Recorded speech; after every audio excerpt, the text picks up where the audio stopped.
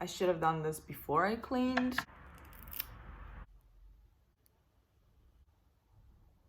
For your eyelashes, because in these times you need strong eyelashes to keep the germs away from your eyes. I think I woke up because this guy was just screaming out the window. So then the dogs started barking.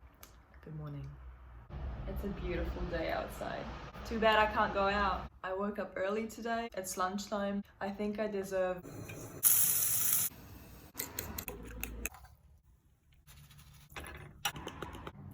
buon appetito. During this quarantine, I've been thinking about a lot of things, like dropping out and joining cooking school.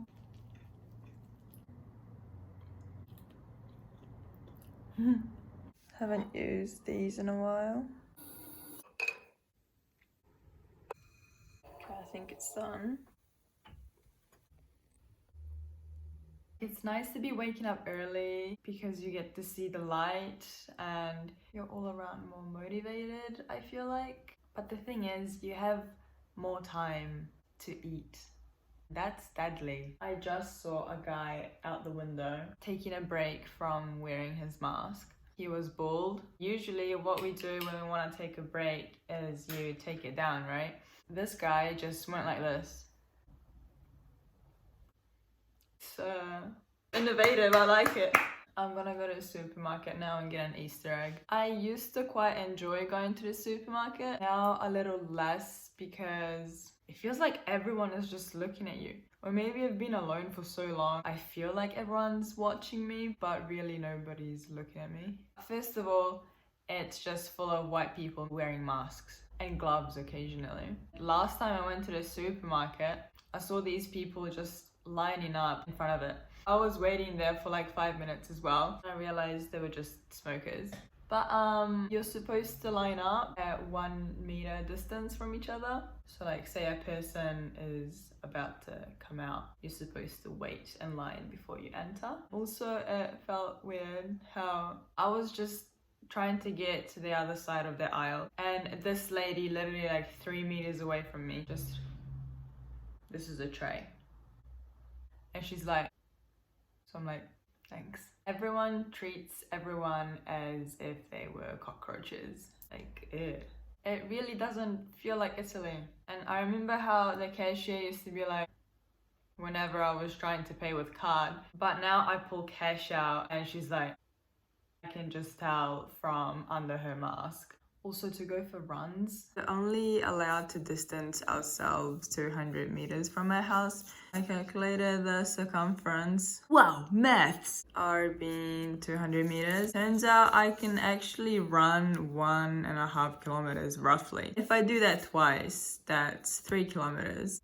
But like today, I miraculously got up this early. I'm probably gonna start waking up at 6 p.m. again, so why bother? This necklace I made, this is, oh I know this is gross. I think this is actually like a spaghetti container. I just put like hala tea, the type of tea that you have to put in boiling water and then take the leaves out as you pour it.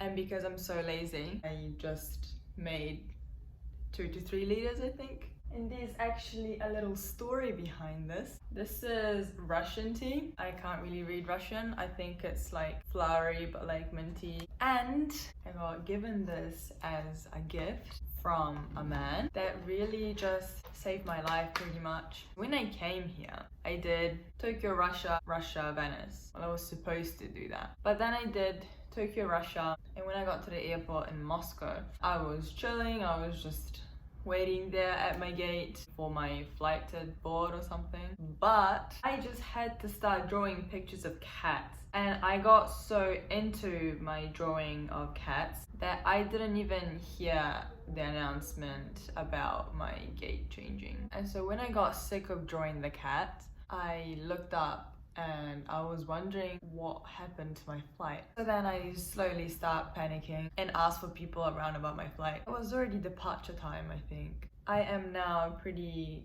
sure that the plane has left without me. Of course, I look around a little bit more, but then I just go straight to the information center where I see just loads of people lining up. I'm like, whoa, whoa, whoa, not now. And they're angry. They're shouting at like the two people inside this room, I guess, with a glass barrier. Apparently, all these people also lost their flights. While lining up, I see the guy next to me has an Italian passport as well. I ask him, were you going to Italy as well? So then he was like, oh yes, I'm going to Venice. But then I accidentally brought in a weapon or something. I was like, nice. And so apparently he got caught on that and couldn't make it to the flight to Venice and was sort of trying to blame the Russian air company for that. I was there just wondering whether I could have gotten a refund. I was just asking. I couldn't. I had to buy a 200 euro ticket to Venice. In the midst of all this chaos, this guy was actually taking care of me now because, first of all, he stuck with me the whole time. He gave me internet. The airport did not have Wi-Fi. Without his help, I wouldn't have been able to contact my dad and tell him to pick me up at a different airport because eventually my flight got changed to Verona instead of Venice and the next flight was on the next day. So I had to stay the night at the airport. Gave me this as a gift. I gave him a few Japanese snacks, but he also had his mother that he had to take care of. First time in Moscow apparently. I was basically adopted for one night and he also offered me a beer. And then after I safely got to Italian land, my luggage was kind of lost as well. They sort of sent it to Venice, but I was in Verona and I didn't know my luggage was in Venice. I thought it was still in Russia, so I was calling Russia for like a week before my luggage actually came back to me. Actually, I got back to my luggage. And anyway, he gave my dad his number to make sure that we would then call him to say that I was okay. Like, that is so nice.